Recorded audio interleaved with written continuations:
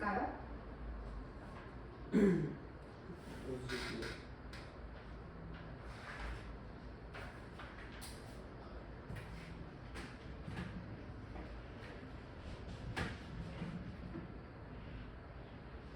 여러분 인물에다가 동그라미, 세모 이런 거를 표시하면서 읽어야 되고요. 그 다음에 어떤 소재나 배경을 나오면 마찬가지로 표시하면서 읽어야 되고요. 그리고 소설도 마찬가지로 복이 나오면 그것도 표시하면서 읽어야 합니다.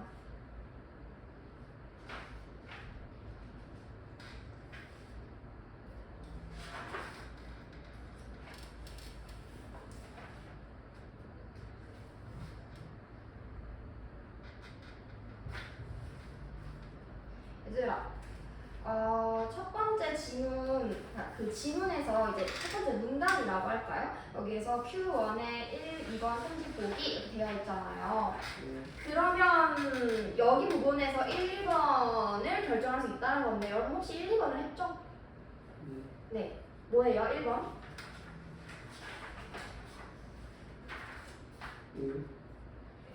뭐 했어? 둘 다 틀렸어요. 어떻게 틀릴 수 있지? 아닌데요.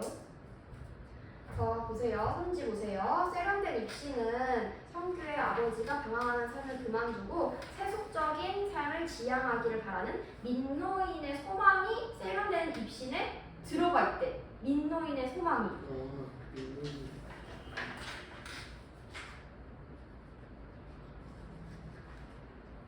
그런데 세련된 입신이라고 적혀있는 것을 보면은 아버지의 득이 상징하는 아버지의 허랑방탕한 한평생이 일단은 세련된 입신으로 평가되는 아들의 내력에 중요한 흥으로 작용한다는 점에서 그렇다. 아들의 내력에 흥으로 작용한대요. 네. 세련된 입신으로 평가되는 아들의 내력이. 세련된 입신은 아들의 내력입니다. 그런데 여기서는 세련된 입신은 민노의 소망이래. 그게 아니라 아들의 내력이라니까? 아들이 그냥 그렇게 평가를 받고 있다는 거잖아요. 민노의 소망이 아니라. 그쵸? 그러니까 X죠. 그 다음에 2번. 2번 뭐 했어요?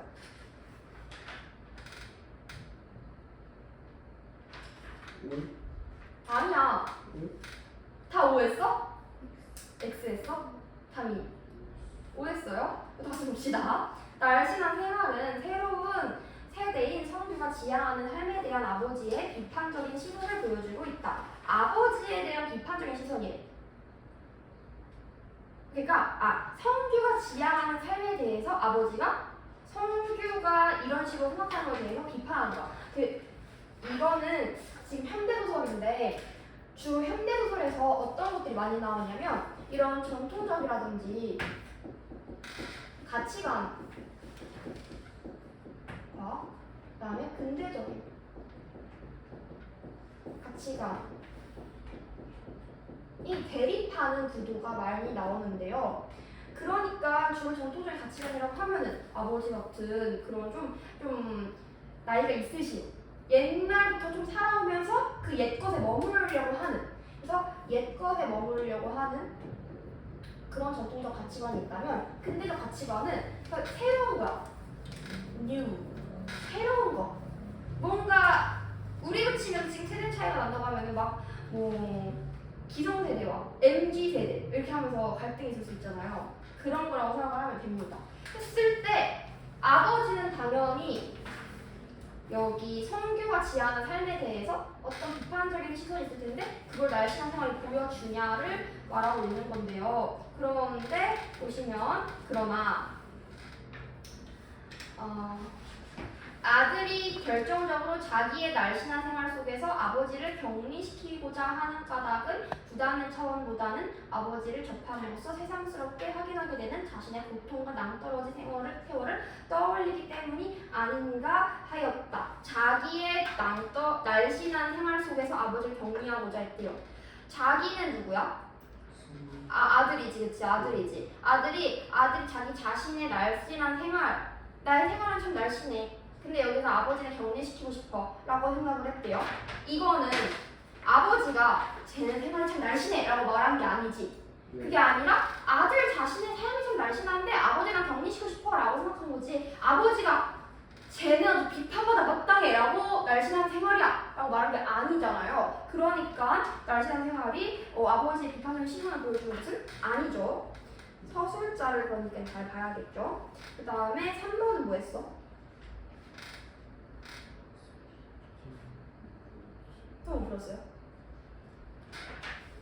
X 맞아요. X 맞습니다. 역사의 의미는 민노인의 자유로운 삶이 자신에게로 이어지는 것에 대한 성규의 두려움을 반영하고 있대요. 역사의 의미는 성규의 두려움. 역사의 의미. 여기 표시 진하게 색깔 되어 있는 걸 보면요. 할아버지와의 갈등이 있었다면 그건 아버지 몫이지 저와는 상관이 없는 겁니다. 오히려 전 세대끼리의 갈등이 다음 세대에서 쾌적한 만남으로 이어진다면 그건 환영할 만한 일이고 그게 또 역사의 의미 아니겠습니까? 그러니까 역사의 의미는 전 세대끼리의 갈등이 다음 세대에서는 악수정에서 화해하게 된다면 그러니까 예를 들어서 지금의 80대와 40대가 막 싸우고 있었어. 근데 이제 앞으로 다음 세대, 뭐 40대가 다시 80대가 되었을 때, 그리고 우리 20대나 뭐 10대가 40대가 되었을 때, 이번에는 사이가 좋아졌어. 이런 식으로 바뀐다면 그건 역사의 의미라고 얘기를 했어. 긍정적으로 얘기를 한 건데요. 여기서는 두려움을 반영하고 있다고 했지? 완전 아니죠. X죠. 두려움이 아니지. 그래서 긍정적인 의미였기 때문에 X. 그 다음에 4번은 뭐였어요?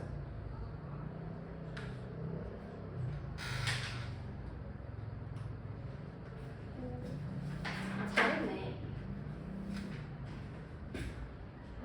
맞아요. 네. 5죠. 5입니다. 생활인의 감각은 현실에 집착하는 모습을 보이는 아버지를 바라보는 성규의 태도를 보여주고 있다. 아버지를 바라보는 성규의 태도래요. 현실에 집착하는 아버지를 바라보는 성규의 태도. 생활인을 한번 봅시다. 또 한편으로는 이해하려는 모습을 저도 이해합니다. 노상, 이기적인 현실의 집착이 그걸 누르는 데에 대한 어쩔 수 없는 생활인의 감각까지는 저도 알고 있습니다라고 해요. 이기적인 현실의 집착이 그걸 누르는 데 어쩔 수 없는 거예요. 그러니까 이기적인 현실의 집착, 이 앞에 부분 보면은 이게 누구의 이기적인 현실에 대한 집착이냐면 아버지죠. 그러니까 아버지가 집착하는 거에 대해서 나도 어느 정도 이해합니다. 이 집착은 생활인의 감각이라는 것을요 라고 지금 말한 거잖아요. 그러니까 다시 성질로 돌아갔을 때 생활인의 감각은 아버지를 바라보는 성규의 태도라고 할 수가 있는 거죠. 왜냐면 성규가 아버지를 그렇게 보고 있는 거야. 아, 이 사람 현실에 대해서 너무 집착하네. 이 아버지 너무 집착하네. 근데 그래, 그럴 수 있지. 생활인의 감각 아니겠어? 또 그럴 수밖에 없는 거지 라고 이해를 또 한 거죠. 5가 되고요. 5번이 X인데 비극의 창원은 민노인과 아버지가 감정적으로 갈라진 상황에 대한 성규의 판단이래요. 이거 X야, X. 역설적이고 건방지게 들릴지 모르지만 제 나이는 또 할아버지의 생애를 이해합니다. 북으로 상징되는 할아버지의 삶을 놓고 아버지와 제가 감정적으로 갈라서는 걸 누구랑 누가 갈라섰대? 아버지랑 제가예요. 근데 선지는 지금 누구랑 나와 있어? 민노인과 아버지가 감정적으로 갈라서는 거를 성규의 판단으로 나와 있대요. 성규의 판단이 그랬대. 민노인과 아버지로. 아니죠. 틀렸죠. 네. 그렇고요. 그 다음 지문은요 고전소설인데요. 이 고전소설에서 특히 중요한 게 뭐냐면 관직명이야. 인물이 똑같은 인물인데 이런 거야. 엄마가 부를 때는 뭐 뚱떼지, 아빠가 부를 때는 뭐 두꺼비 뭐 이런 거 있잖아요. 그러니까 별명처럼 계속 이름이 바뀌어. 그래서 어려워. 보세요. 천자가 뭐 한대장, 적장, 문걸, 충렬이가 부침, 유심, 장인, 강의주 이렇게 나오는데 물론 이거 다 다른 사람이긴 한데요. 천자라고 하면요 위에다가 적읍시다. 왕이에요. 천자는 왕이야. 그리고 한 대장이 적장, 문걸, 한 대장이라는 사람이 나오네. 한 대장이 나왔대. 그리고 그의 적장이래. 적이 문걸이래. 문걸에 머리를 베어들고 나왔대요. 적장 벤 장소 성명이 뭐냐? 빨리 모시고 들어오라. 그러니까 이 적장을 벤 너 이름이 뭐야? 했더니 이름 뭐래? 충렬이래. 충렬이 유충렬이에요. 제목을 보면 알겠지만은 유충렬전이기 때문에 주인공은 유충렬입니다. 땡땡땡 전 이렇게 나와요. 박은빈 전 하면은 박은빈이 주인공인 거야. 이런 식으로 유충렬이 주인공이 되는데요. 그래서 충렬이가 이제 말합니다. 자기 아빠가 있대. 아빠 유심이라는 사람이 있대. 아빠가 유심이라는 사람이 있대요. 근데 아빠가 있는데 아빠가 죽었대요. 그래가지고 누가 자기를 길러줬냐면 뭐 사랑하는 사람이 있나 봐요. 근데 이 사람의 아버지, 그러니까 장인이 있는데 이 장인이 강희주래요. 강희주가 또 이 사람을 길러줬대요. 얘도 그렇고 얘도 그렇고 얘도 그렇고 다 주인공 같은 편, 그리고 긍정적인 애들, 좋은 애들이지 하면 얘 나쁜 애가 되겠지. 그랬을 때 소장은 유심의 아들 충렬인데 소장도 누구예요? 소장 누구야? 소장을 대장.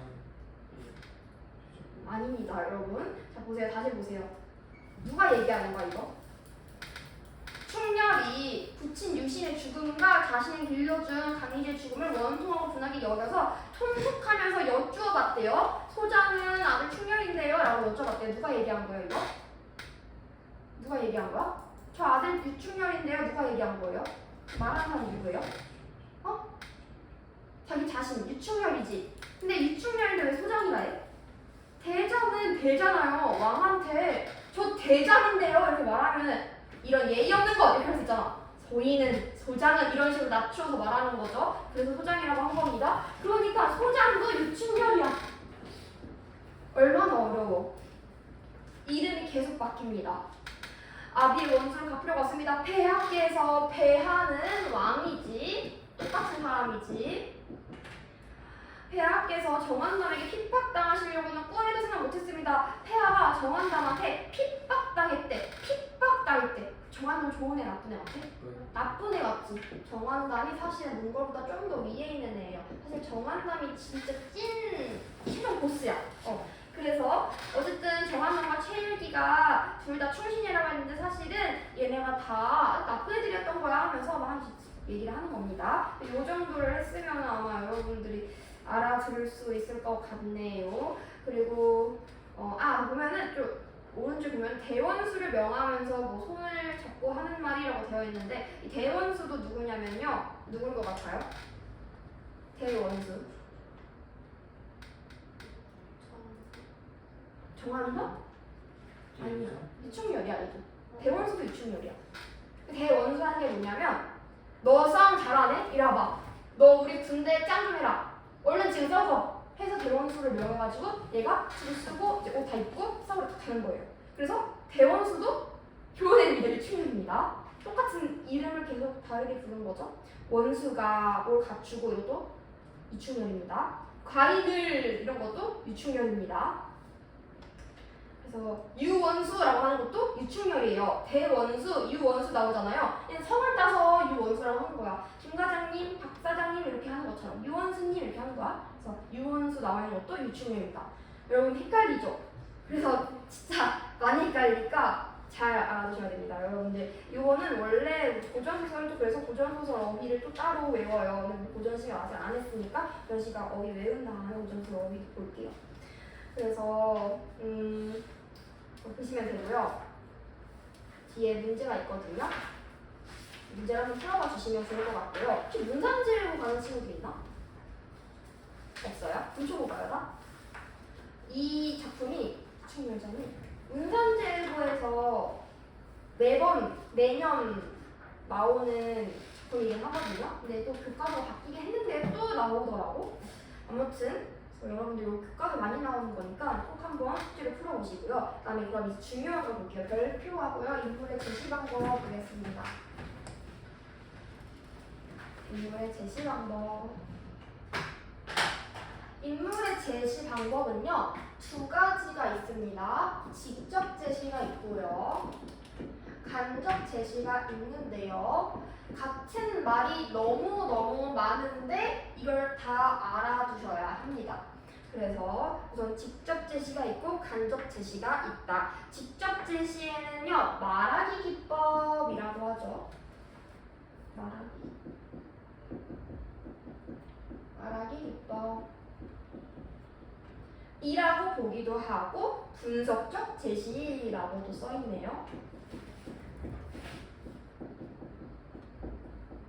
그래서 요거부터 같이 정의를 보겠습니다. 서술자가 인물의 특성을 직접적으로 밑줄 요약해서 설명하는 것으로 인물의 성격을 분석해서 대놓고 속 시원하게 말하는 것. 자, 여러분 서술자에다가 동그라미 하세요.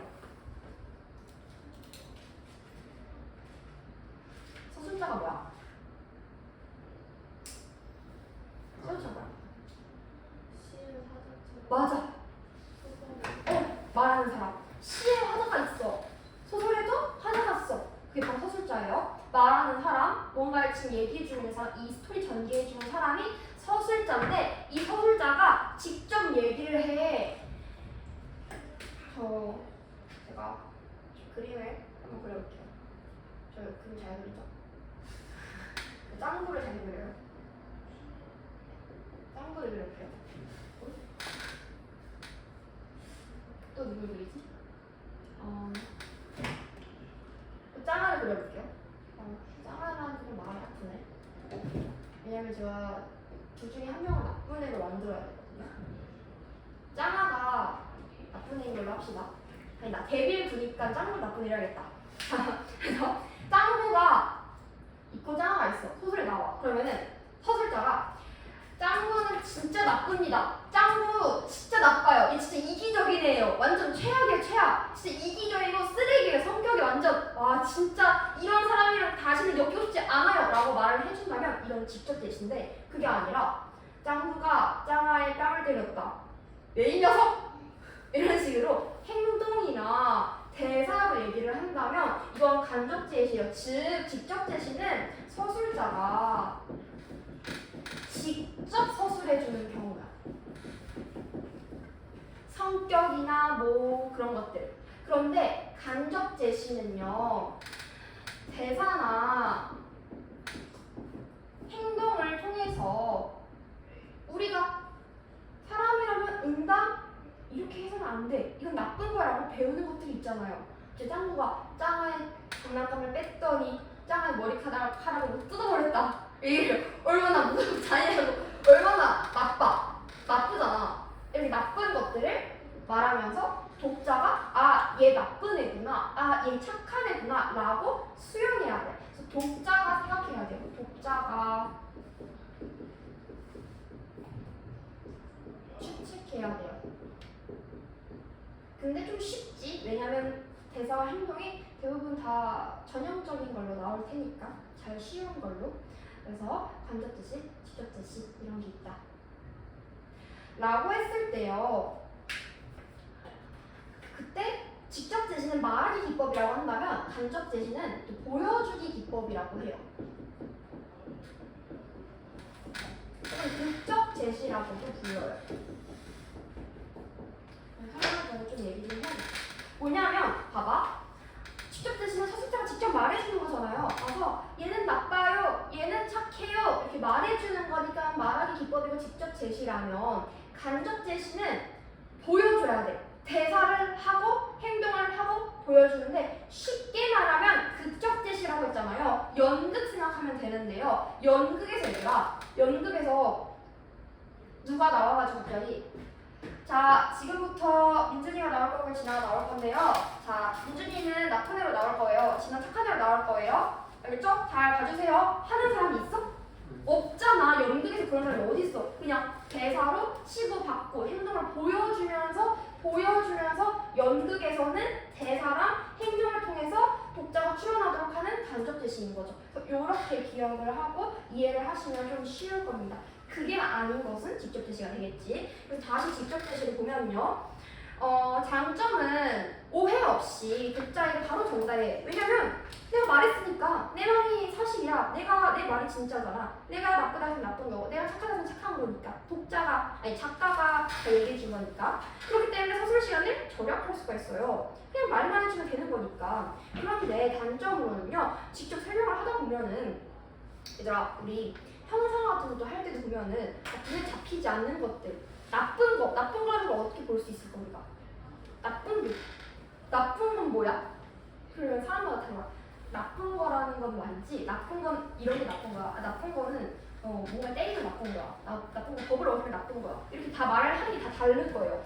그러니까 추상적으로 흐를 수 있다는 거죠.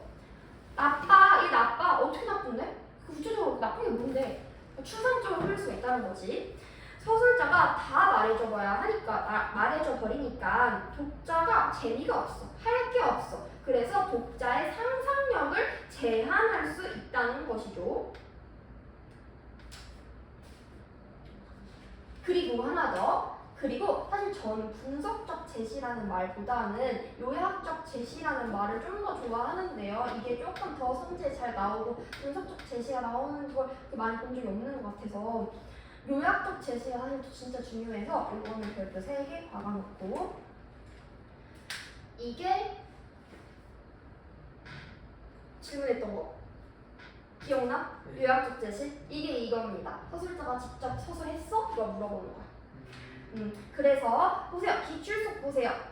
중심 인물의 성격을 요약적으로 제시하고 있다 하면은 이게 직접적으로 서술자가 얘기를 했어? 성격 얘기했어? 나쁘게 착하다 얘기했어? 이거 말하는 거야. 요약적 진술로 인물의 특성을 보여주고 있다. 요약적 제시했다. 이런 것들 다 직접 제시 말하는 거고요. 그래서 우리 오른쪽에 우선 인물 보면요.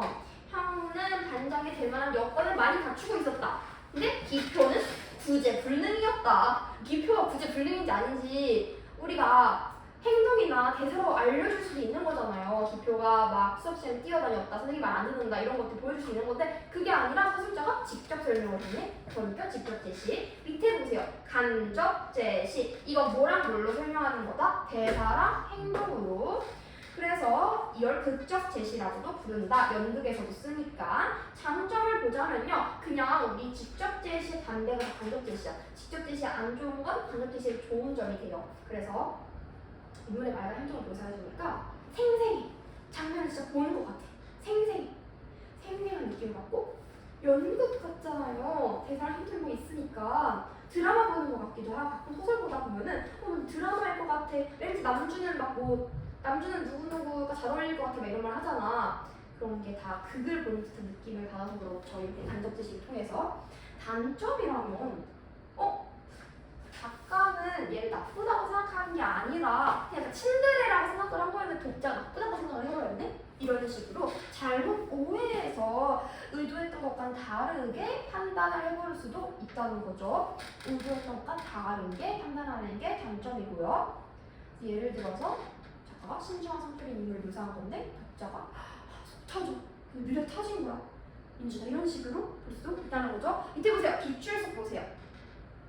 생각 변합시다. 외양묘사를 통해 외양묘사 발화를 통해 외양묘사 외양과 행동묘사 행동묘사 외양묘사에다가 생각 변하시고요. 네, 그 부분이 간접 제시의 변신 모드 즉 이렇게 나오면 외양묘사라는 말이 나오잖아. 외양묘사 모모묘사 발화 묘사 행동묘사 하면은 지금 간접 제시 말하고 있는 거구나. 얘 외적인 것들이 묘사일 때잖아. 간접 제시 말하고 있는 거구나. 라는 것을 알 수 있는 거죠. 그래서 밑에를 보면요. 영감은 얼굴이 발꿈치에 올라오면서 윗목을 숙여 섰는 아들을 쏘아본다. 이것도 뭐예요? 쏘아보는 거? 행동. 어서 가거라! 이런 때가 아니야 이 자식아. 이것도 뭐예요? 대사. 그러니까 다 간접 제시죠. 그래서 우리 누워서 껌씹기 한번 해봅시다 지금.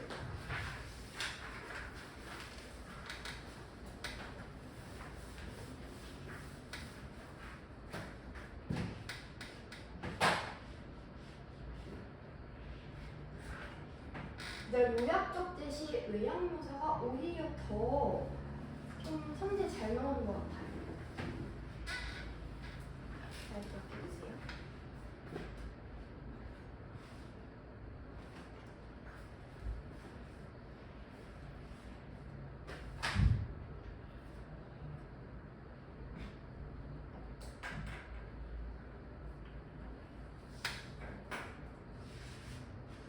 그리고 여기에 있는 스텝 2에 있는 것들은 다 선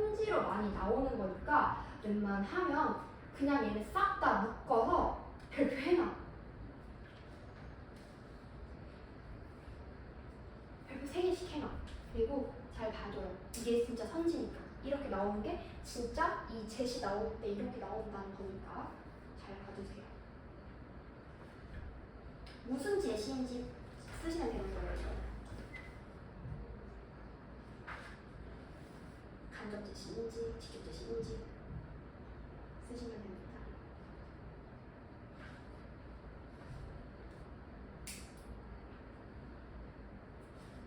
다 했어? 네. 네.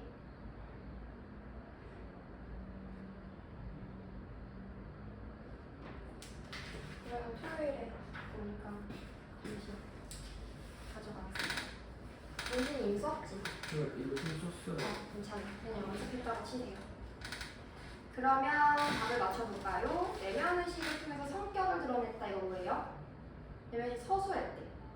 내면 의식은 서술할 때. 내면 의식을 서술해서 성격을 드러냈대. 진짜? 내면 의식이 뭐야? 내면 의식? 내면 의식이 뭐야? 뭐예요? 마음 맞아. 속마음이야. 내면 의식은 속마음이지. 속마음. 그 속마음이면은 이거 뭐예요? 서술자가 서술한 거예요? 아니면 인물의 어떤 대사 중에 일종이에요? 서술. 서술자의 서술이에요? 그러면 서술자가 내 마음을 어떻게 알아? 서술자는 작가일 수도 있어. 우리가 서술자는 정비하지만 서술자는 작가일 수도 있어. 서술자는 다른 인물일 수도 있어. 근데 내가 내면 의식을 서술했대. 간접 제시죠. 간접 제시. 지금 속마음을 서술해서 성격을 드러냈다고 했으니까. 그 다음에 대화를 통해 뭐예요? 간접 제시. 요약적으로 뭐예요? 직접 제시. 대화를 통해 간접 제시. 그 다음에 요약적으로 직접 제시. 외향적으로 간접 제시. 그렇지? 외향 묘사했다 하면은 간접 제시라고 했습니다. 그 아래에 있는 것들은 여러분들 숙제로 잘 해오시고요. 그 다음에 쭉 넘어가서 우리는 서술자 C의 모든 것을 보겠습니다. 서술자를 볼 건데요. 서술자란 작품에서 독자에게 이야기를 건네는 사람이야. 그래서 아래를 봅시다. 1단계 본문을 딱 봤을 때 나라는 애가 나오는지 안 나오는지 찾자. 만약에 나가 나왔다 하면 몇 인칭? 그렇지. 1인칭. 이거 중학교에서도 한 거죠. 1인칭 주인공이든 1인칭 관찰자이든 보는 거고요. 나가 눈시고 찾아보다 안 나오면 몇 인칭? 몇 인칭? 2인칭은 없어요. 시점에 2인칭은 없습니다. 서술자의 2인칭은 없어요. 3인칭. 그랬을 때 2단계 내가 나에게 해. 내가 주인공이고 내가 내 얘기하면은 1인칭 주인공 시점. 근데 내가 얘기하는 거지만 내가 자꾸 딴 사람 얘기를 해. 주인공은 내 옆에 있는 친구야. 그러니까 나는 알고 봤더니 친구 원인 거야. 그냥 내가 주인공인 줄 알았는데 친구 원이야. 나는 관찰자 시점인 거죠. 1인칭 관찰자 시점. 3단계 봅시다. 나도 안 나오고 누가 말하는 건지 좀 모르겠어. 자꾸 다른 사람들 인물의 속마음 알려줬으면 좋겠는데 다른 인물의 속마음이 안 나와. 그러면 이거는 작가 관찰자 시점. 또한 우리 보통 일반적으로 교과서에서는 3인칭 관찰자 시점이라고 많이 나오고요. 그 다음에 이게 뭔지를 너무 다 말해줘. 우리가 전능이라는 말 들어봤니? 뭔 뜻이야? 그치? 다 알고 모든 능력을 다 가지고 있어. 전지적 능력이면은 난 모든 걸 다 알고 전체의 능력을 다 가지고 있어. 다 알아. 라는 거잖아. 즉 여기서 이 전지라고 생각하면 됩니다. 그러니까 모든 걸 다 아는 작가가 서술해주는 거야. 신처럼. 신이 안으로 내려가서 얘는 이런 생각을 하고 있네, 얘는 이런 생각하고 있네, 이걸 보여주는 거야. 그래서 전지적 작가 시점이라고 하고 이게 나쁜 것도 있는데 그 단점도 있는데 너무 다른 인물들의 속마음을 다 얘기해주니까 독자가 생각할 게 없어요. 심심해요. 그 좀 안 좋은 거고요. 우선은 70부터 보겠습니다. 1인칭 주인공 시점. 나가 나오면 작품 안에 있는 애야, 작품 밖에 있는 애야? 작품 속, 그래서 작품 속 주인공. 장점은 주인공이 자기 얘기 직접 하니까 수립 과정을 표현할 수 있죠. 그래서 아까 제가 말했던 그 아까 간접 제시 나왔던 것도요. 주인공이 자기 내면 세계를 얘기하니까 이거는 서술자가 말한 거긴 하지만 서술자가 사실도 제시긴 하네. 근데 이거예요. 아까 제가 말했던 그 간접 제시 부분 있잖아요. 그거는 이거라고 생각하면 돼요. 뭔지 알지? 이거랑 그렇지. 이건 생각이고 이거는 말이잖아. 네. 서술자의 직접 제시는 이런 게 아예 없어. 그냥 누구누구는 나쁘다. 성격이 이렇다. 이런 식으로 말하는 게 직접 제시인 거고 이게 간접 제시거든요. 근데 어쨌든 이건 아까 헷갈릴까봐 지금 다시 얘기를 한 거고요. 그래서 봤을 때 얘는 자기 내면 세계, 생각을 잘 얘기한다는 거야. 동시에 서술자이기도 해서 여기에서도 잘 얘기하고 여기서도 잘 얘기한다는 거야. 이렇게 주인공 시점의 경우에는. 그래서 주인공의 내면 세계 효과를 알려주고 그러니까 친근감, 신뢰감을 주지. 얘가 자기 얘기로 직접 얘기하고 하니까 당연히 확실하게 얘는 이런 성격을 가졌을 거야라고 확신하셨으니까. 하지만 독자는 아니 편파적이야. 주인공의 편만 들게 돼. 그러니까 주인공이 아까 유충열전 얘기 나왔잖아요. 유충열이 주인공이니까 당연히 유충열이 착해 보여. 근데 정한남의 입장에서는 또 유충열이 나타낼 수도 있잖아. 그러니까 주인공이 보고 느낀 거는 알게 되니까 합리적이고 편파적이고요. 내용이 주관적이지. 주인공의 입장에서만 말을 하니까요. 내용이 주관적이에요. 내용이 주관적. 자, 봅시다. 밑에 보면 본범이 나옵니다. 본범이 나오는데요. 보세요. 1인칭 서술자 즉 나는요. 나의 생각엔 장모님은 자기 남편이니까 역성을 할지도 모른다. 하지만 정순이는 내 편을 들고 속으로 고수해서 하겠지. 그런데 정순이가 아버지 주변에 이놈이 하면서 나한테 막 뭐라고 해요. 그래서 정순이가 왜 그러지? 알 수 없는 정순이 얼굴만 들여다보았다. 자기 입장에서만 살수라고 다른 인물의 속마음은 알 수가 없습니다. 자기 입장에서 서술하고 다른 인물의 속마음 알 수 없다. 71 보겠습니다. 의식의 흐름 기법 별표. 자동기술법이라고도 부르고 의식의 흐름 기법이라고도 부르는데 진짜 말 그대로 의식의 흐름이다. 그래서 약간 이따 저녁 뭐 먹지? 요즘 넷플릭스에 뭐가 재밌게 있더라? 안경 잘 어울리네. 근데 이게 나오고 싶기도 하고 근데 요즘 너무 더워. 근데 에어컨이 이렇게 안 나오는 거야. 더운 거 같지 않아?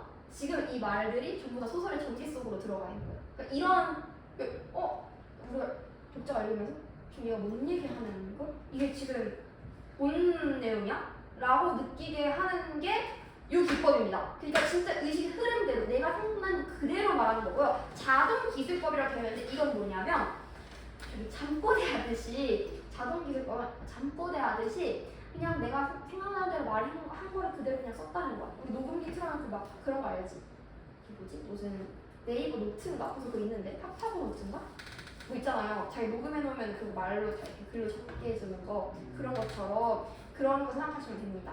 그래서요 다시 볼게요. 여기 설명 보세요. 한 인물의 의식을 통해서 인간의 내면의 생각이나 관념이나 본성을 아무런 제한이나 제재 없이 그냥 너무 당연하게 흐르는 대로 그냥 그런 거구나 하고 서술하는 거예요.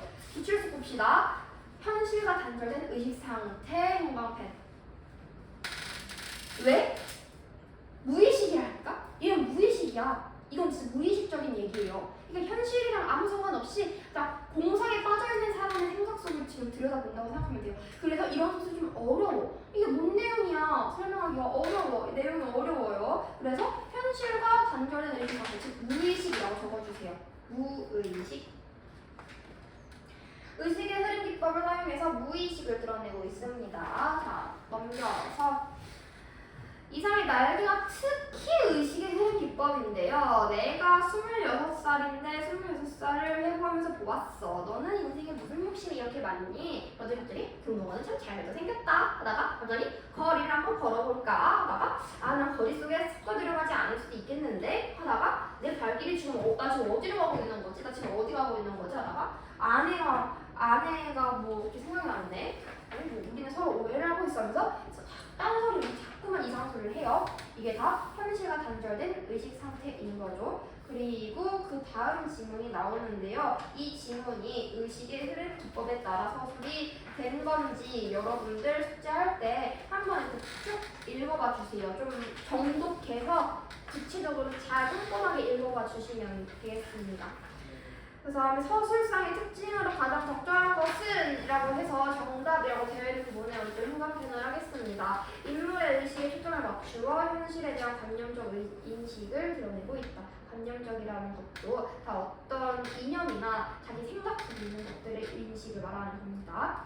그 다음에 이제 72를 볼게요. 여기까지 1인칭 주인공이야. 지금은 1인칭 관찰자. 내가 주인공이 아니잖아요. 나는 부수적인 인물이에요.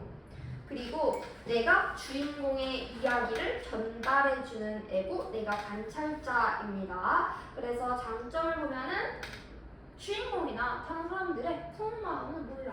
그러니까 긴장 그리고 신비감을 주죠. 그럼 내가 계속 긴장하고 있어요. 내가 이 사람이 어떤 성격인지를 찾아내야 되니까. 잠이하고 있어요. 그 다음에 단점 보세요. 독자는 나가 전해주는 내용을 바탕으로 주인공의 심리와 성격을 뭐 해야 된다고? 그렇지, 추측해야 된다. 추측해야 돼요. 이게 뭐지? 추측해야 되는데 여러분 여기 보면요. 그 여자네 집 보면요. 그건 그의 사는 법이었을 것이다. 곱단이를 끌고 다녔다고 한다. 곱단이가 그의 제안에 마음으로 승복했는지 아닌지는 알 길이 없다. 곱단이가 그의 제안에 승복했는지 알 수가 없어. 나는 주인공들의 진짜 속마음을 알 수가 없습니다. 그래서 그 다음에 시험박스 보면 별표 3개 해주세요. 다미가 너무 찾았지? 너 안 따라왔지? 그 위에 거 안 썼죠? 맨 오른쪽 위에. 방금 거기에 있는데 썼어요? 나는 주인공들의 속마음을 알 수 없다. 썼어?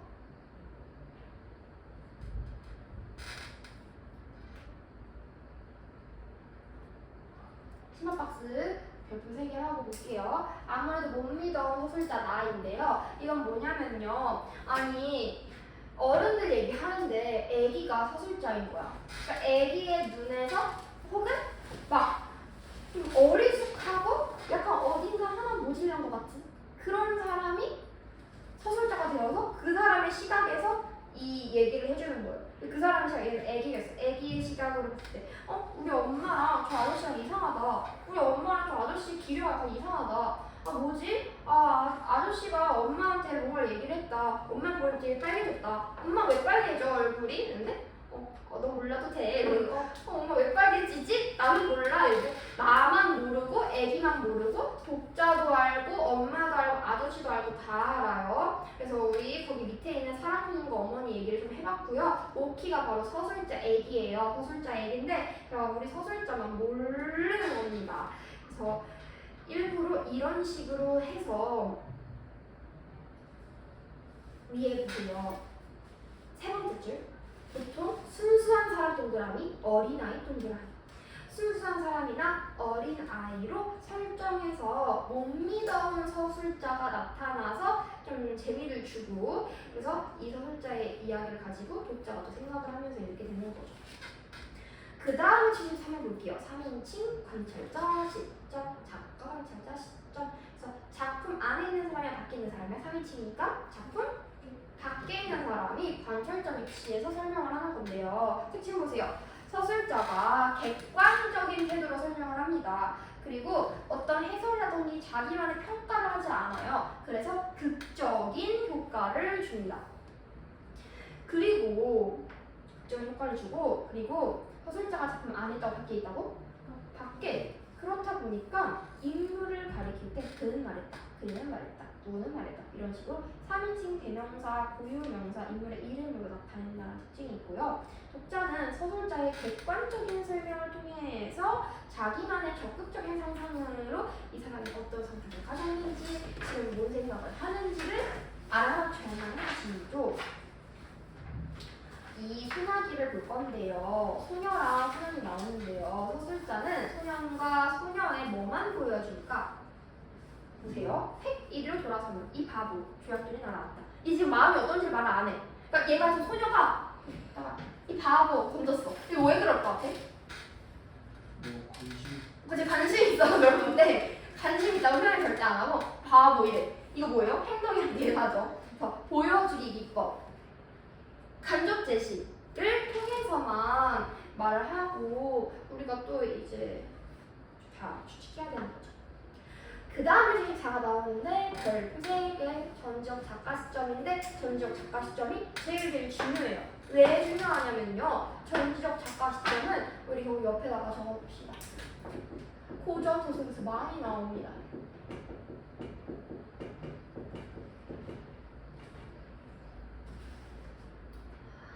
서술자가 당연히 어디 있어요? 작품? 밖에서 등장인물과 사건에 대해서 서술합니다.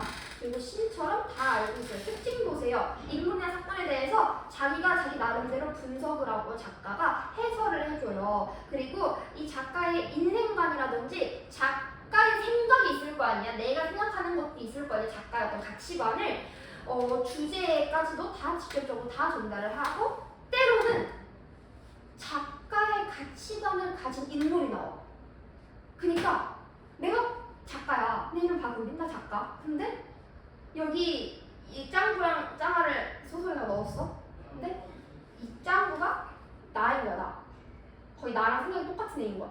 이런 식으로 설정해서 내 생각을 엄청 자세하게 보여주기도 해요.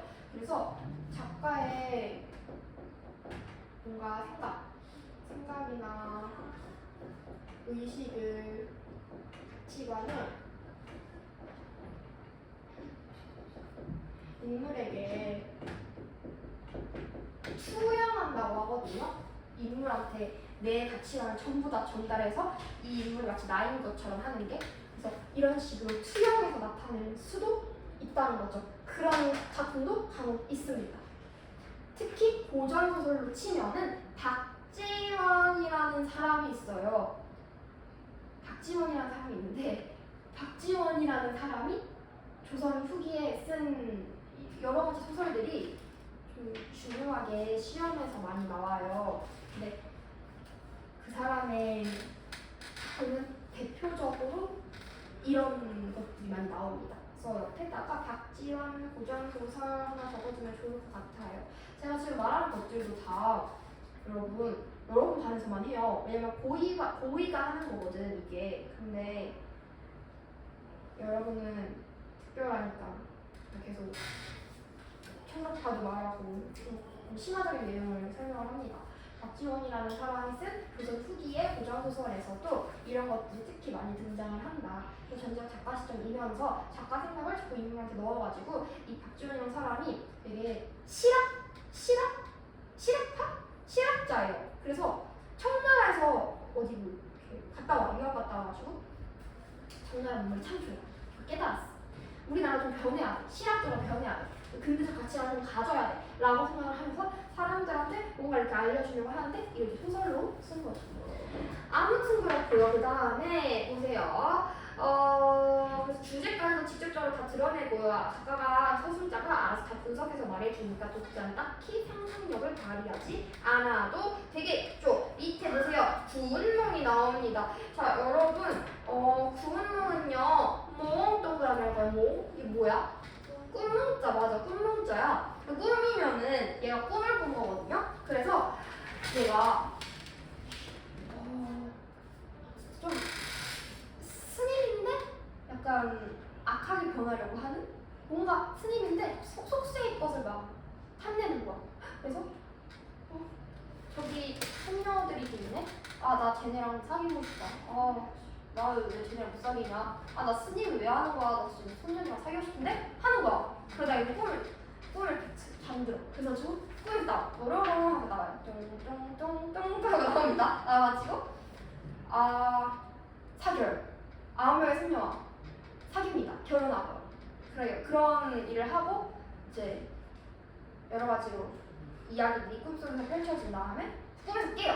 그래서 깨어나가지고 그 사람이라고 해야 될까요? 이 사람을 좀 가르치는 사람이.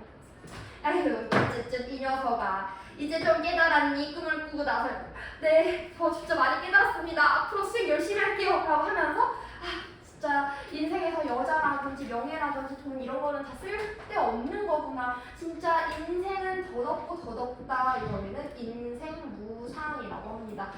인생에서 그런 거 다 쓸모없는 거였구나. 돈도 그렇고 명예도 그렇고 여자도 그렇고 다 쓸모없는 거였어. 우리 부처님의 말을 따라서 인생무상 다 깨달았어 하고 끝나거든요. 수행을 열심히 해야지 하고 끝나요. 이게 인생무상이고요. 이 인생이 더덥지 아니리요 밑에다가 인생무상이라고 적어놓고요. 이게 뭐냐면 이게 주제입니다.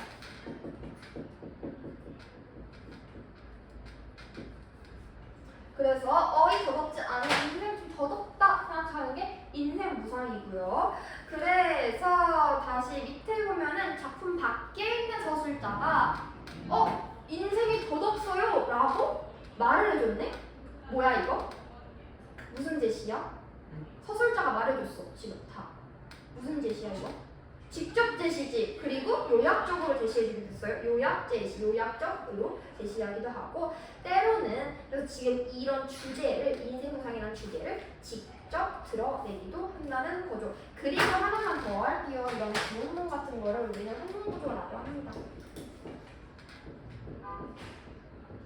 구문문 밑에다가 적어 놓으세요. 한문구조라고 하는데요. 이 한문구조가 무엇인지에 대해서는 뒤에서 더 하겠지만은 지금 우리가 그냥 배운 걸 바탕으로 봤을 때는 꿈을 꾸는 거구나. 꿈에 또 이야기가 있는 거구나. 그러니까 소설 속에 또 이야기가 있는데 그 안에 또 꿈을 꿔서 그 안에 또 이야기가 있는 거구나. 이렇게 생각을 해주시면 됩니다. 넘어가서요. 그래서 시험 박스를 볼게요. 별표하세요. 특정 인물의 시각에서 서술한다. 이거는 어떤 시점에서만 가능하냐면 전지적 작가 시점에서 하는 거예요. 그리고 특정 인물의 시각에서 서술한다고 해서 헷갈려요. 왜냐하면 분명 작가가 서술자면은 작가가 서술자니까 좀 우리는 신이잖아요. 그래서 작가는 신이잖아요. 작가가 신이면은 작가는 객관적일까요? 이렇게 작가는 누구에게나 다 공평할까요? 생각해봐요, 여러분. 작가는 공평하진 않고요. 주인공 편입니다. 그렇기 때문에 여러분 여기다 하나만 더 적을까요? 잠시만 우리 여기 이 특징에다가 하나만 더 적읍시다. 전지적 작가 시점 특징인데 이거 틀린 애들이 많아가지고 이거 한번 얘기를 하고 갈게요.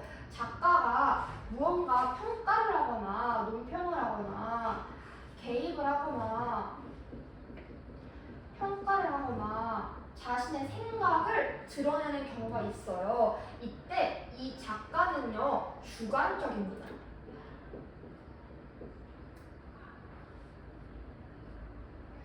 작가니까 작가는 신이잖아요. 신은 공평한 거 아니에요? 아니요. 작가 진짜 신은 그럴 수도 있겠지만 이 작가가의 신은 아닙니다. 이 작가는요 주관적이기 때문에 나는 무조건 주인공 편. 나쁜 놈은 나쁜 놈, 나쁜 놈 비판해. 주인공은 완전 옹호해 하는 것을 가지고 있습니다. 그래서 어떻게 주관적인지를 쓰면은 주인공에게는 옹호하고요.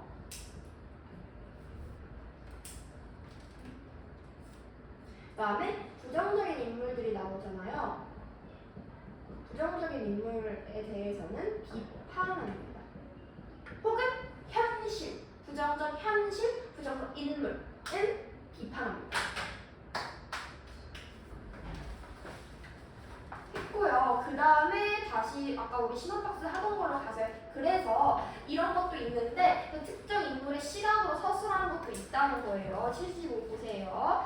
전지적 작가가 이미 인물의 내면이나 사건에 대해서 다 알고 있으니까 다른 한 인물을 가지고 이 사람이 집중해서 이 사람에게만 더 유독 집중해서 서술하기도 한다는 건데 그 밑에 보면은 화산떼기라는 소설이 나와요. 그래서 화산떼기 소설이 나오는데 요거는 우리 한번 같이 한번 해보면 좋을 것 같습니다. 보기를 한번 볼까요? 자, 보기 우리 보면서 뭔 내용을 물어보고 있는지를 볼게요. 서술자는 자신의 시각에서 이야기를 직접 서술하기도 하고 인물의 시각에서 인물의 경험이나 인식을 반영해서 서술하기도 하는데 즉 시각이라는 거, 그러니까 서술은 서술자가 하는 거잖아. 서술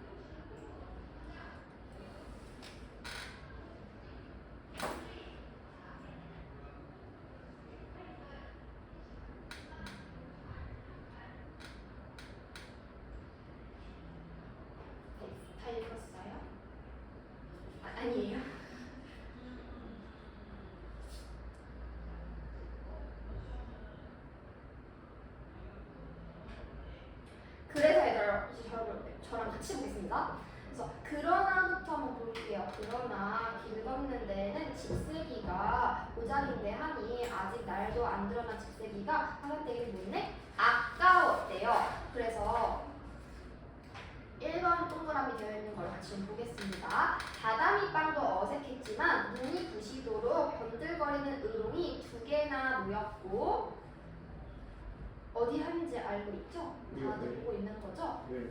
으롱이 2개나 놓였고 그 옆에는 앉은 키만한 병대도 놓였다. 벽에는 풀기 없는 무색 꽃들이 쭈르르 걸렸다. 모든 것이 낯선 것들이었다. 모든 것이 손도 못 댈 것 같고 주저스럽고 조심스럽기만 한 건 누구예요? 그런 건 누구예요? 지금 누가 주저스러운 거야? 누가 조심스러운 거야? 그치, 화산대기가 조심스러운 거잖아. 그러면은 1번 누구의 시각이라고 쓰면 돼? 화산대기에다가 동그라미 하세요. 주저스러운 거는 조심스러운 거는 화산대기입니다. 그 다음에 중력 이유부터 볼게요. 화산대기는 어서 말이 새면 싶었대요. 잠도 안 오거니와 아까부터 자꾸 똥이 마려웠나 봐. 뒤가 마려워가지고 참아왔대요. 그러나 날은 언제 셀지도 모르겠고 뒤는 자꾸 급해왔대요. 화산대기는 참다 못해서 조금 더듬어서 부엌으로 내려가서 부엌에서 다시 더듬어서 밖으로 나갔대요. 비는 그쳤고 갈라진 구름 사이로 별이 보였다고 합니다. 그래서 뒷간도 화장실이 있을 법한 곳을 이리저리 찾았으나 없었다고 합니다. 얘들아, 잠깐 여기 밑줄 안 적혀 있는 건데 그냥 내가 말하는 건데요. 뒷간이 있음직한 곳을 이리저리 찾았으나 없었다는 누가 쓴 거야? 누가 누구의 시각을 쓴 거예요? 서술자가 주인공 시점으로 쓴 거야? 아니 없었다니까? 찾아본 게 없었다. 이거 객관적인 설명 아니에요? 서술자가 무슨 거예요? 그치, 서술자가 그냥 서술자 시각으로 쓴 거죠 이거는. 근데 봐봐, 또 그 이후 보세요. 집을 2바퀴나 돌았으나 뒷간은 역시 없었대요. 대체 적산집 뒷간이 밖에 있을 리가 없다. 그러니까 일본인들이 지은 집인데 애초에 일본인들이 지은 집 뒷간이 밖에 있지는 않는다고 얘기를 한 거래요. 근데 보세요. 이 판단 누가 한 거예요? 서술자가 한 거죠. 화산대기는 지금 뭐 하고 있는데? 찾고 있잖아. 화산대기 이걸 안다면은 찾지 않았겠지. 화산대기를 찾고 있어요. 근데 서술자가 으쯔쯔 적산집 뒷간이 밖에 있을 리가 없지. 이런 식으로 얘기를 한 거예요. 그러니까 시각은 누구 시각이다? 서술자 시각이다. 그리고 보세요. 이제 뒤를 보았대요. 3번. 한결 개운했다. 개운한 건 누구야? 화산대기가 개운한 거지. 이제 다 놓고 개운한 거죠. 그 다음 4번 보세요. 아침에 봐도 역시 뒷간이 없었대요. 이건 누가 본 거예요? 누가 본 거야? 본 거는 화산대기가 본 거지. 화산대기가 봤는데 뒷간이 없었대. 그러면은 시각은 화산대기 시각인 거지. 그래서 이렇게 보시는 겁니다, 여러분. 조금 다소 어려울 수 있으나 이런 작품이 그렇게 많지는 않아요, 사실. 그렇게 많지는 않아서 여러분 충분히 하실 수 있고요. 그다음에 76번입니다. 거리. 이 거리는 몇 킬로미터 이 거리 아니고요. 마음, 심리적인 거리를 말해요. 그래서 서술자, 인물, 독자 사이에 느껴지는 심적 거리, 심리적인 거리입니다. 심리적 거리.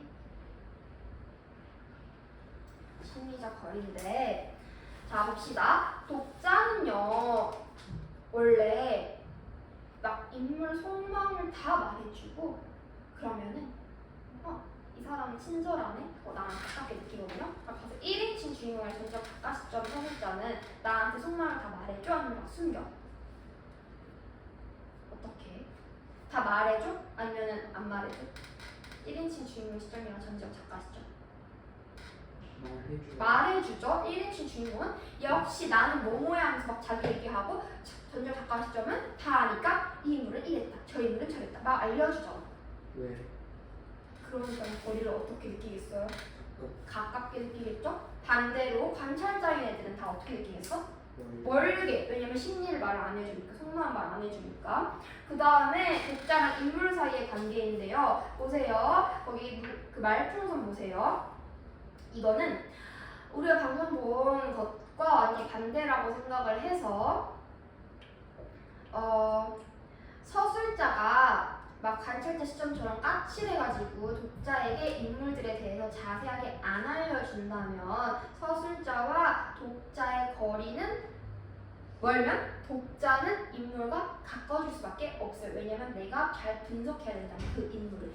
다시 보세요. 그러니까 독자는요 1인칭 주인공 시점이랑 전지적 작가 시점에서요. 그러니까 여기서 서술자가 있고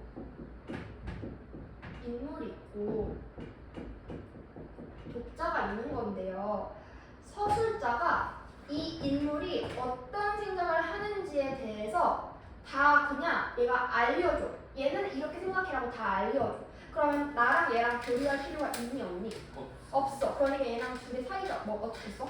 거리가 멀겠죠. 그래서 멀게 느낄 거고요. 반면에 관찰자인 애들은 얘 얘기를 아예 안 해줘. 그렇기 때문에 서술자랑 독자 사이 거리가 애초에 멀어요. 둘이 얘기를 안 해서. 하지만 그래도 독자는 어쨌든 이 인물이 어떤 생각을 하는지 알아야만 해. 그렇기 때문에 계속 교류를 많이 해요. 얘가 어떤 사람인지 막 분석하고 알아내고 싶어 해. 그렇기 때문에 둘이 거리가 가까워지죠. 가깝게 느껴.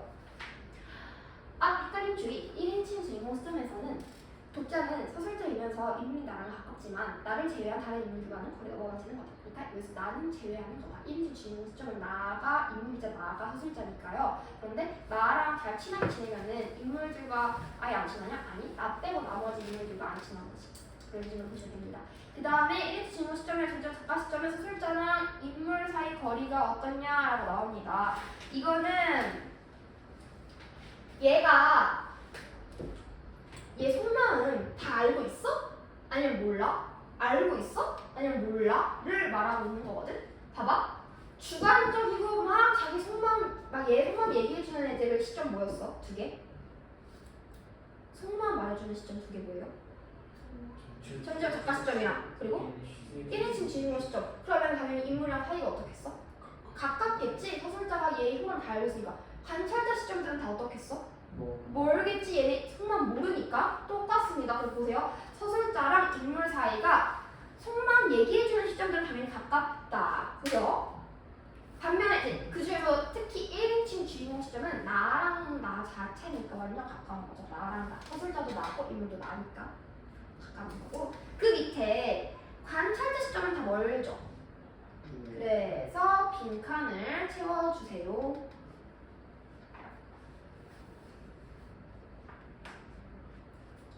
이거를 정리한 게 이 표가 됩니다. 빈칸을 채워주시고요. 저는 이거를 지금 분명히 말씀드리지만 시험에 낼 겁니다. 형상평가에 낼 겁니다.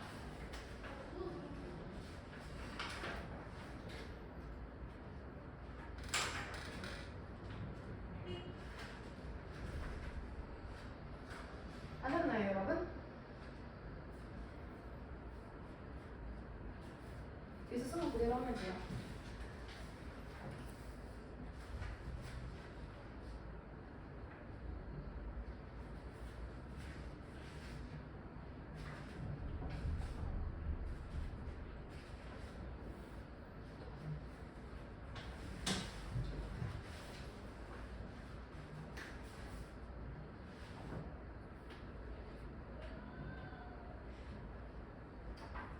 저의 목표가 지금 정해졌는데요. 저희 목표까지 달성하기 위해서 좀 빠르게 달려보겠습니다, 여러분. 그래서 표 같이 맞춰볼게요.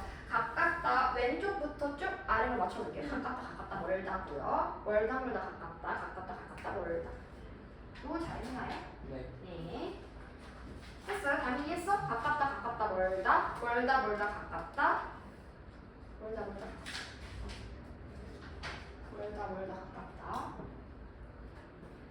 아니지. 멀다, 가깝다. 또 가깝다, 멀다. 나 넘기면요, 거기 시점을 찾아보시면 되겠습니다, 여러분들. 시점을 찾아보세요, 숙제로. 그리고 넘겨서 갈등을 볼게요. 문제도 숙제로 잘 풀어주세요.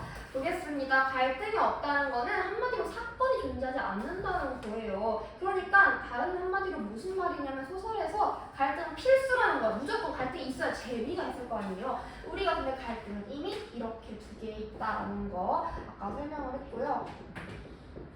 그래서 소설의 갈등이라고 했을 때 우선 기능을 한번 보죠. 기능, 사건을 전개시키고 갈등이 있으니까 이런 갈등이 있으니까 이 인물은 이렇게 말하는구나, 이 인물은 이런 식으로 대응하는구나를 알게 돼. 즉 인물의 성격을 더 잘 보여줍니다. 갈등이 일어나면서 이걸 해소하고 하는 과정에서 인물의 어떤 가치관이라든지 태도가 드러나는 거고요. 주제가 제시되겠죠? 이 갈등이 해소되면서 아 이건 인생무상이 주제구나, 아 이거는 뭐 부정적인 현실이 뭐 주제구나, 비인간적인 전쟁 뭐 이런 거 하는 거죠. 첫 번째로 했습니다. 내적 갈등. 내적 갈등은 인물이 몇 명? 한 명. 한 인물이 마음속에서 일어나는 고민, 근심, 불안, 방황, 분노 등등 모두 다. 외적 갈등. 인물이 2명 이상일 수 있어요. 그리고 외부적인 요소랑 상반된 입장과 태도가 원인이 되어서 사는 건데 이것도 종류가 많기 때문에 1동그라미부터 보겠습니다. 1동그라미. 인물과 인물 간의 갈등이고 제가 여기서 말하는 게 사실은 요거예요. 대표적으로 외적 갈등은 이렇게 인물과 인물들 간의 갈등입니다. 그래서 인물과 인물 간의 갈등을 할 때에는 주인공처럼 주동 인물이라고 해서 좀 뭐랄까 메인이라고 하면 될까요? 메이저 마이너 이렇게 생각하면 될 것 같아요. 그래서 주동 인물이 있고 반동 인물이 있어요. 아까 유충렬이 주동 인물이라면 정한담이 반동 인물이 되는 거죠. 반동 인물. 그러니까 둘이 적대적인 대립 관계에 있는 거지. 그래서 가치관, 성격, 감정 등등 막 대립돼요. 그 다음에 두 번째는요. 이 인물이 싸우는 게 사람이 아니라 운명이야. 운명이랑 싸우는 거예요. 자신의 운명이랑 인물과 운명 간의 갈등. 그래서 얘들아, 아니 운명 간의 갈등이면 어떤 거냐면 사람 누구나 다 죽잖아요. 근데 아니 나 죽고 싶지 않아. 그래서 갈등하는 거야. 나랑 내 죽음과 싸우는 거지. 그런 것도 있을 수 있겠죠. 여러분 변호사녀 혹시 봤나요? 제가 저번에 변호사녀 얘기했나요? 한 거 같기도 하고. 했지. 변호사녀 얘기했지. 변호사녀 이제 끝났거든요. 최종화 끝났어요. 제가 되게 열심히 본 드라마인데요. 거기서 보면은 견우라는 애가 진짜 죽음이 엄청 앞에 나타난 그런 친구예요. 그래서 진짜 내일 모레 당장 죽어도 당연하다고 생각할 만큼 운명이 엄청 좀 사주가 안 좋고 뭐 그런 사람인데, 근데 선녀라는 무당이 나타나가지고 이 죽음을 어떻게 없애주려고 노력하는 이런 경우가 인물이랑 죽음이랑 어떤 자신의 운명이랑 싸우려고 하는 거니까 이런 경우가 인물과 운명 간의 갈등이 되고요. 혹은 그게 아니더라도 예를 들어서 이 사람이 역마살을 가지고 태어났어요. 역마살 아니더라? 역마살? 돌아다니면서 살아야만 하는 운명이에요. 역마살이 아닌 게 사주 보면 나와요. 근데 그 실제로 있는 소설인데 역마라는 소설에서 나오는 건데요. 자기가 역마살을 가지고 있는데 그 운명과 대립해서 나는 최대한 어디 안 돌아다니고 한 곳에 짱 박혀서 살 거야 라고 마음먹고 그렇게 실천하려고 노력하는 그런 식의 작품도 있어요. 그런 것들이 인물과 운명 간의 갈등이라고 한다면, 세 번째, 인물과 사회 간의 갈등이 있는데요. 어떤 윤리나 제도나 현실과 충돌해서 나타나는 것으로, 예를 들어서 아까 전에 지웠네요. 아까 전에 전통적인 가치관이 있고 근대적인 가치관이 있다고 했을 때 우리 특히 근대소설에서 많이 나와요. 일제강점기, 요식의 조선이 지나고 근대화가 돼서 서구 문물들이 막 들어와 전차가 생기고 전쟁이 생기고 해요. 그런데 전통적인 사람들, 뭔가 옛 조선부터 살던 사람들은 저게 무엇이달까? 그래서 아우 저런 걸 왜 들어? 안 돼! 이렇게 얘기를 해. 그러니까 지금 사회는 이렇게 발전을 하고 있는데 나는 그게 마음이 안 드는 거야. 나는 혼란스러워. 적응이 안 돼. 이런 둘 사이의 갈등이 나타날 수 있다는 거지. 네 번째, 인물과 자연 간의 갈등인데, 여러분 영화는 막 재난 영화 도 보면은 그런 거 있잖아요. 당장 어떻게 어디 산이 화산이 터졌어, 화산이 터졌어, 도망가야 돼 이런 거 있잖아요. 아니면 어떻게 내일이면은 당장 지구가 폭발한대 어떻게 난리가 없어지면서 막 하지마 이러고 한 대 따라 이러고 나오잖아요. 영화 재난 영화에서 그런 거 해보셔도 됩니다. 그다음에 이제 78을 볼게요. 저는 개인적으로 이게 좀 중요하다고 생각을 합니다. 이게 민준이가 저번에 질문했던 거 있잖아요. 이거예요. 구성은 종류가 많은데요. 저 이것도 형성문과 내겠습니다. 구성 종류. 지금 검은색 1동그라미 이걸 내겠다는 건 아니고 그 뒤에 나오는 구성을 낼 거예요. 자, 보겠습니다. 우리 요거는요. 요렇게 그냥 외워두세요.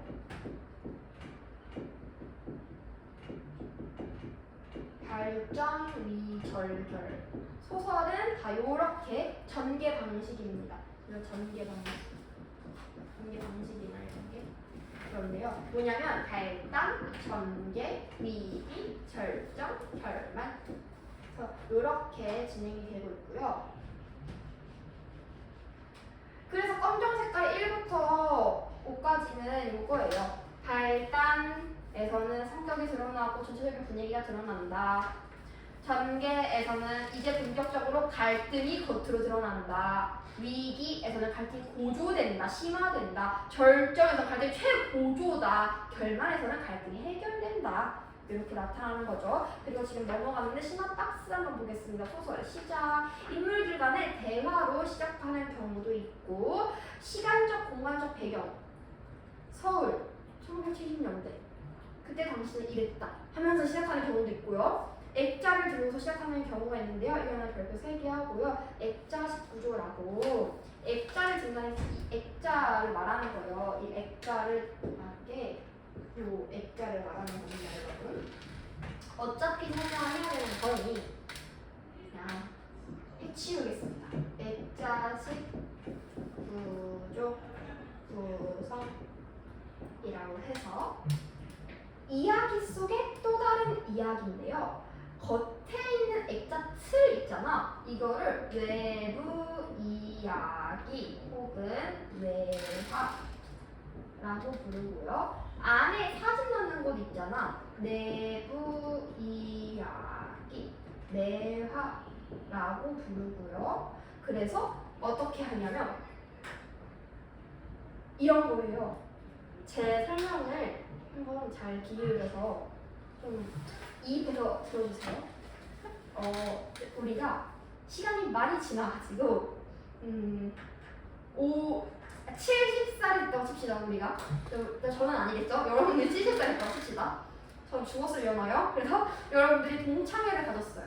은산중 3 모이자 해가지고 은산중 3 모였어요. 모여가지고 막 짜증 막 떠듭니다. 맞아, 그땐 그랬지 껄껄껄 이러면서 다민이가 맞아 그땐 그랬지 맞아 그땐 그랬어 그땐 그랬지 하는 거는 다 외부 이야기고요. 근데 그러면서 이제 아이들이 하나둘씩 무언가 이야기 보따리를 꺼냈다. 그러니까 나도 하나 생각나는 이야기가 있다. 그때 그 한 소녀를 만나지 않았더라면 어떻게 됐을까? 소녀와 나의 첫사랑 이야기다. 띵띵띵띵띵띵 하면서 갑자기 얘들아 안녕 뭐 제가 옛날 이야기로 돌아갔어. 옛날 걸로 돌아갔어. 이게 내부 이야기가 되고요. 이 구성 자체를 우리는 액자식 구조라고 해요. 네, 제가 지금 말한 이것도 실제 있는 소설입니다. 놀랍게도 제가 지금 지어낸 게 아니라 실제 있는 소설이에요. 지금 말한 것도 그거는 많이 나오는 거예요. 그래서 이런 구조로 되어 있는 걸 액자식 구조라고 한다 알아두시면 되고요. 그럼 아까 활문 구조랑 뭐가 다르냐? 활문 구조는 이렇게 되어 있는데 여기 있는 게 이 꾼인 거고, 활문 구조는 이게 꾼인 거고, 얘는 꾼이 아닐 수도 있는 거지. 그냥 다민이가 얘기했다 하면서 띵띵띵띵띵띵 이렇게 할 수 있다는 거죠. 그래서 그런 게 있다. 이게 액자를 두고 시작하는 거다. 그리고 인용을 하면서 시작하는 것도 뭐 격언 같은 거 말하고 있는 거다. 그 다음에 시나박스 소설의 끝 보겠습니다. 인물의 대사를 통해서 주제를 눈치채게 하는 결말 이라든지 아니면 독자의 상상에 맡기는 결말, 열린 결말이라고 하죠. 그래서 보면은 드라마 같은 거 보면은 드라마 제목이 예를 들어서 25, 21야? 그러면은 약간 대사에 그런 걸 조금 녹여내지 않니? 우리의 25과 우리의 21는 이랬다 하면서 뭔가 이렇게 녹여내고 해요. 그러니까 주제를 뭔가 이렇게 넣어놓으려고 한다는 거야. 신화 박스 볼게요. 갈등이 아까 우리 결말에서 해결되고 마무리된다고 하는데요. 즉 갈등은요 해소를 돼야 한국인은 속이 시원해. 하지만 실제 소설에서 해소되는 소설 많지 않아요. 갈등이 그냥 갈등이 채로 끝나고 합니다. 그래서 어떤 게 그러냐 보세요. 두 대상의 화해 이런 게 갈등의 해소긴 한데 말고 주동 인물한테 막 택들 걸다 아까 정한나 같은 택들 걸다 이런 단독 인물이 패배하잖아요. 그래서 또 해소고요. 즉 권선징악 내모하고 별표 3개. 권선징악은 뭐냐면 착한 사람은 복을 받고 나쁜 사람은 벌을 받는 건데요. 요 권선징악은 특히 고전소설에서 압도적으로 많은 엔딩입니다. 해피엔딩을 꿈꾸거든요. 고전소설. 우리 한국인이 옛날부터 그랬어. 나쁜 사람은 착하고 착한 사람은 복을 받고 나쁜 사람은 벌을 받아요. 한국인은 그래요. 그다음에 장명설 한번 읽어보시고요. 79회는 이게 너무 중요해서 제가 이거는 꼭 해야 될 것 같아요. 이게 그 민진이가 진짜 질문했던 내용이기도 하고 제가 너무 중요하게 생각했던 거기도 하고 별표 3개 하시고 아니 100개 하시고요. 그 100개 하시고요. 이거 같이 보겠습니다. 구성입니다. 79 평면적 구성과 입지적 구성. 지금부터 제가 하는 말을 귀 기울여서 들어주세요. 평면적인 건 있잖아요.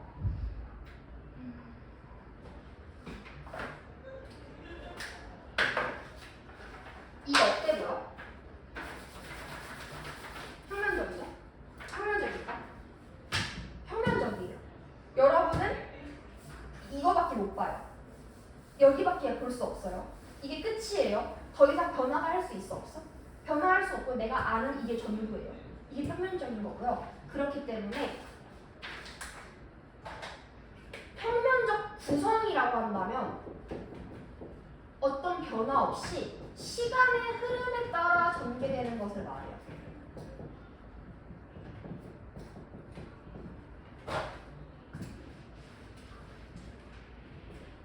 그렇고 그런데 입체적 구성이라고 한다면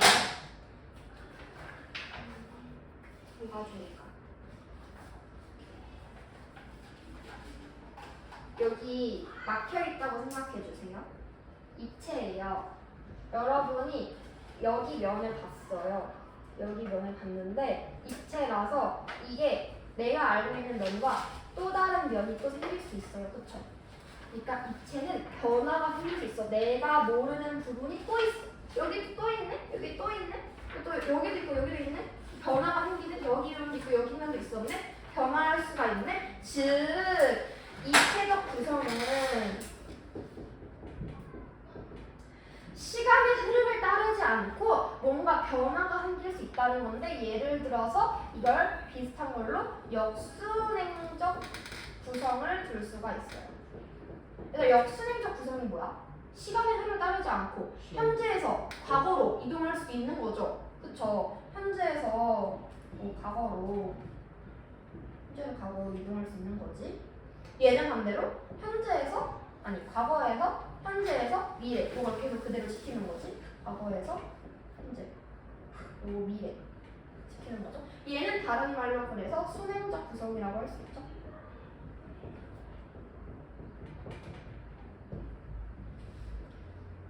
그리고 이거를 이어받아서 인물이 또 얘랑 똑같이 얘처럼 평면적인 인물이 있고 입체적인 인물이 있거든요. 근데 이것도 비슷하게 생각을 하시면요. 평면적인 인물이니까 내가 아는 연 그거 하나밖에 없어. 그러니까 착한 애들은 항상 착하고 나쁜 애들은 항상 나빠. 끝까지. 이 소설이 끝날 때까지. 그런데 입체적인 인물은요. 내가 모르는 다른 면도 있었네? 착한 애가 좀 알고 봤더니 이기도 하고 나쁘기도 하네? 나쁜 애가 나중에 우리 같이 이제 친하게 다시 지내자 하면서 착해지기도 하는 이게 입체적인 인물입니다. 그래서 뭔가 성격에 변화가 생기는 거. 즉 여러분이 쉽게 말하면 입체라면 변화가 있는 거야. 만났을 때 변화가 있는 거야. 입체. 평면은 변화가 없는 거라고 생각을 하시면 좀 쉽습니다. 요거 두 개 다 적어두시고 그래서 적어두시고 여기 이미 다 적을 수 있었겠다. 그래서 평면적 구성, 입체적 구성, 순행적 구성, 평면적 구성, 시간의 흐름 대로 구성되는 거 일대기적 구성이라고도 한다. 얘들아 일대기라는 거는 이 사람 태어날 때부터 죽을 때까지 말하는 거예요.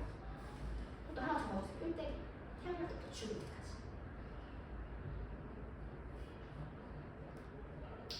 2번 역순행적 구성, 입체적 구성, 시간의 흐름을 바꾸어서 구성하는 거고 어떤 특정 장면을 강조하려고 할 때 활용되기도 한다. 그래서 기출수 보시면요. 현재, 과거, 현재. 얘들아 현재에서 과거로 갈 수 있어 없어? 근데 여기로 갔어. 이게 역순행이에요. 반대로 거꾸로 올라가는 거. 병렬적 구성이라고 되어 있는데 이건 뭐냐면 현재 사건을 비치하고 나열한 거. 과거 사건, 현재 사건, 과거 사건, 현재 사건 이런 식으로 병렬 나열했다는 얘기고요. 그 다음에 입체적 구성을 아까 한 거고 역전적 구성 얘들아 여기 조용하면 합시다. 역전했다는 거지. 시간을 역전했다는 거고요. 역순행적 구성을 한 거죠. 밑에 역마 이게 내가 아까 말했던 거다. 역마살 가진 애가 자기 역마살 운명이랑 싸우려고 하는 거. 이 아까 제가 말했던 거예요. 그래서 돌아다니지 않으려고 했죠. 근데 이거 보면은 과거 장면을 삽입했다. 그래서 그해 아직 봄이 오기 전 그때 그날은 이랬다.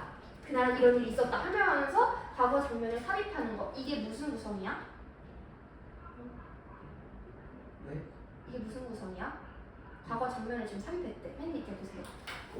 역순행. 그렇지, 역순행적 구성이죠. 역순행적 구성이라고 적으시고요.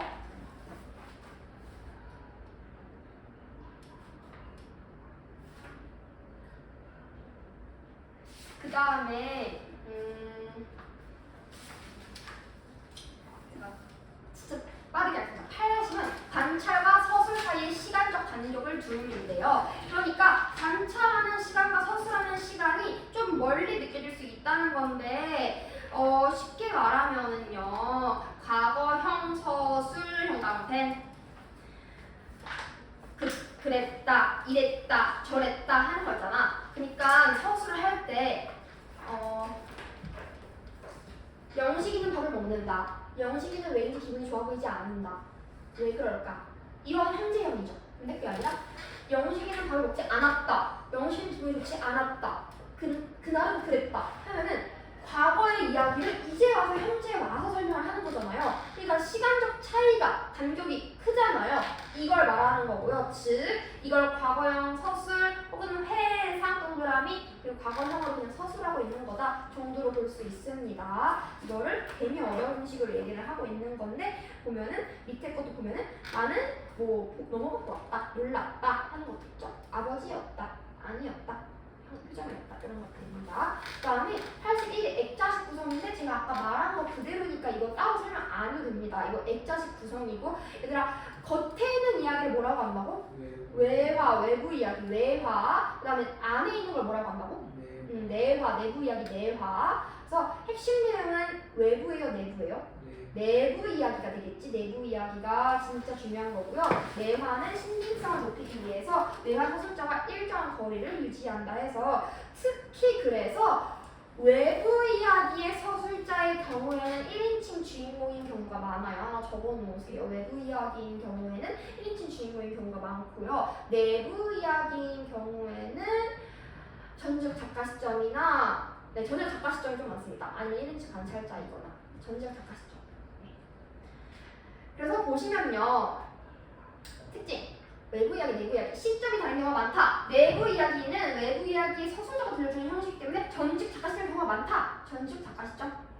근데 이 전직 작가 시점인데 약간 시점이 누구한테 쏠려 있을까? 주인공의 시점이 있겠죠 아무래도. 네 그렇고요. 그다음에 그 아래 보면은 뭐 서술자가 전해들은 이야기를 독자에게 전달하고 있기 때문에 읽어보시고요. 82것도 다 본 거다. 우리 한몽 구조. 왜? 다 무슨 구조요? 한몽 구조. 우리 아까 한 거죠? 그 구운몽 할 때 한 거죠? 꿈 나오는 거. 액자식 구성에서 내부 이야기가 그냥 꿈 이야기로 바꾼 거라고 했어요. 그래서 꿈 속에서 새로운 인물로 태어나서 새로운 삶을 체험하고 꿈에서 깨어나면서 아 인생이 다 젖었구나 깨닫고 끝나는 거.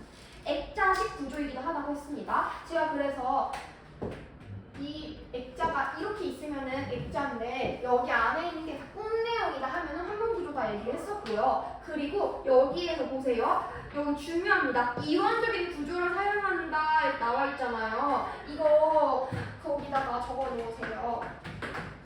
이원적인 구조는 꿈이랑 현실이랑 이렇게 두 가지로 세계가 나뉘어져 있다는 거야. 그래서 그거를 이원적 구조라고 거기서는 불렀고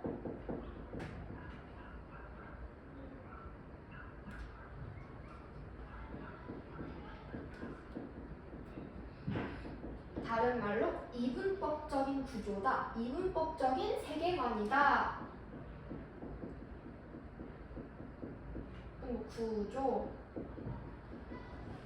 구조라고 보기도 해요. 근데 솔직히 제가 봤을 때는 이분법적이 좀 더 잘 쓰이는 것 같기는 합니다. 아무튼 그래서 이런 식으로 두 개가 나뉘어져 있으니까 이건 이 두 개로 나뉜 거잖아. 두 개니까 이원적, 이분법적이야 라고 보는 거고 이게 또 하나의 뭐다? 액자식 구조인 거고 현실과 꿈의 세계를 교차했다고 몽환적인 분위기를 가진다. 이게 다 환몽구조 특징입니다. 몽루몽이라고 해서 몽동그라미 아세요? 이런 것도 다 환몽구조가 들어가 있는 소설이겠죠. 몽이 끝났으니까 꿈 몽자니까요. 장면 전환해서 뭐 환상적인 면모를 보여준다 뭐 이런 식으로 나와 있고요. 그 다음에 병렬 병치는 아까 제가 말한 건데요. 그러니까 두 가지 사건을 성격이 대등한 사건을 삽입하는 경우라고 해서 사건을 그냥 나열한다고 생각하면 돼요. 성격이 대등한 두 가지 이상의 사건을 나열하는 거예요. 그래서 삽입하는 경우도 병렬 병치라고 합니다. 나열하는 거다. 그 다음에 두 번째 보세요. 넘기면은 두 번째가 나오는데요. 성격이 유사하거나 상이한 공간적 배경을 나란히 배열하는 경우. 나란히 배열하는 경우. 얘들아 봐봐. 그래서 그 앞에 나오는 거 있잖아요. 대등한 사건을 삽입하는 경우는 그냥 얘기하다가 얘들아 이런 사건도 있었다, 저런 사건도 있었고 이런 사건도 있었어 라고 나열하는 게 첫 번째 경우고 두 번째 경우는 뭐냐면 이 심청이랑 나왔잖아요. 심청이가 밖에서 바다 밖에서 막 효자 노릇하는 거는 밖에 또 이야기기도 하고 근데 또 그러고 나서 다른 세계로 넘어가서 다른 아예 시간이랑 공간이 아예 다른 곳으로 넘어가서 안에서 막 용왕님이랑 막 뭐 있잖아요. 그런 이야기들 그런 건 또 다른 이야기로 보는 거지. 그래서 상이한 공간적 배경 그러니까 뭔가 좀 다른 공간적 배경을 가지고 나란히 배열하는 경우가 있다. 이럴 때 아래 보면은 대립적인 두 공간을 병치시켰다라고 얘기를 하기도 합니다. 이것도 밑줄 쳐 놓으세요. 아래에는 이 선지라서 그래요. 이게 선지로 나오니까 시험 볼 때 이런 게 좋아요. 이런 게.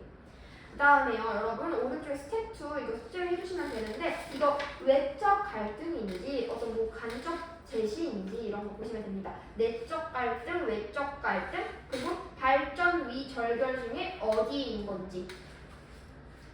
밑에 있는 구조도요. 무슨 구성인 건지, 액자식 구성인지, 순행적 구성인지, 역순행적 구성인지, 배열인지 이런 것들 보시면 됩니다. 아래에 다음 거에 쭉 문제가 있거든요. 그래서 어디까지 보시냐면요. 배경 N 소재 전까지 돌아오시면 됩니다.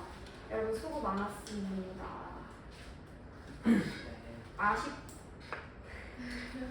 아쉽다. 안 되겠지 얘들아? 알겠어. 자, 수고했어. 우리 그러면 토요일에 봅시다. 토요일에 12시에 모의고사 보고 그 다음에 고전어휘 시험 보고 그리고 나서 수업 드릴게요. 네. 이때 보는 모의고사는 이번에는 좀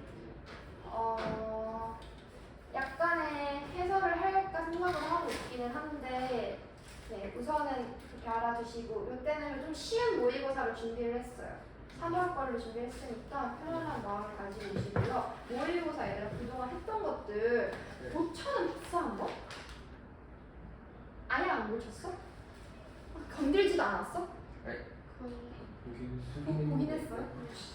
고치기가 어려워서? 좀 양이 많아서? 좀 많이 쓰고. 많이 생겨서? 한번 고쳐보세요. 근데 문법은 솔직히 내가 고치라고 말 못하겠어. 문법은 안 배우는 걸 어떻게 해? 안 배우는데 어떻게 알아? 문법은 안 고쳐도 되고요. 나머지는 좀 고쳐보십시오. 그리고 영상 보세요. 영상. 고전 씨가 다 해서 오세요. 알겠죠? 네. 수고 많았습니다. 백인의지에도 소설 숙제 있어요. 백인의지에도 해야 돼요. 지금 백인의지 얼마큼 돼 있어?